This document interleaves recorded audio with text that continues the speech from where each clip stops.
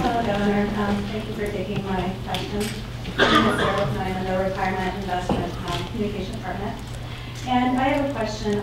Today, the Rasmussen poll puts you within 3 points of Giuliani at the national level. If you were to get the Republican candidacy in the general election, how do you plan to appeal to the independent vote? That's a great question. The same way that I did in Arkansas, when, again, there was very little support for a Republican. In my state, I got 48% of the African-American vote. You'll very rarely find Republicans who got that kind of vote from the African-American minority. But I did, because I governed with a sense of treating people fairly and even handily. Because I had been a part of a political minority and a Republican in the state that was overwhelmingly dominated by Democrats, I think I had an unusual sensitivity to making sure that I needed to be inclusive. I have a philosophy, and it doesn't always make the Republicans happy. That's why, by the way, you'll see a lot of the Republican establishment types who don't like me. Most of the criticism that you're going to hear from me about me comes from Washington and the Beltway or my opponents. And the reason is because I will say things like, and I believe it, Republicans aren't right all the time, and Democrats aren't wrong all the time. I made some other people mad because I said that I'm a conservative, but I'm not mad at anybody about it. And I'm not. And some conservatives seem as if they're just angry at the whole world. I'm pretty happy about life, you know? I mean, I know where I've come from. I told you guys my story. I'm incredibly amazed that a guy like me got to be the governor of this state.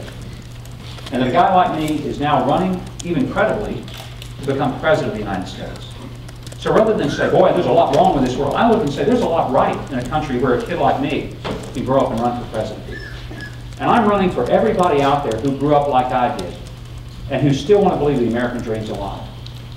So when I hear people say, how can I get the independent vote, I just remind folks, I've got a history of it that no other of my opponents can put on the table and say they have. This election, I got the first ever endorsement of the Machinist Aerospace Workers Union in their 119-year history for a Republican. They've never ever endorsed a Republican for president before, and they've endorsed me. I didn't go and say, okay, I'll sell out to you guys and agree with everything. I just was honest with them, and I sat down with them, and I told them, if I'm president, I want to be your president too. Doesn't mean I'll always agree with you. Sometimes I won't agree with you. Really disagree with them sometimes. But they said at least I was willing to sit down and talk to them and listen to them. And that's the kind of president I think people are wanting. I have a simple philosophy of government and leadership, and it's this: that the next president will not be elected horizontally. He will not be elected because he's left or right, liberal or conservative, Democrat or Republican. He'll be elected because of vertical things. Because this candidate says he'll take America up, not down. And that's why the candidates who want to engage in a demolition derby and spend all their time talking about the negative things of the other candidates, they can have the stage to themselves. Because I'm not interested in telling you what's wrong with all the other candidates. I'd like to tell you what I stand for, and if that appeals to you, then help me. And if it doesn't, then there's other choices. Back in our party, we've got a lot of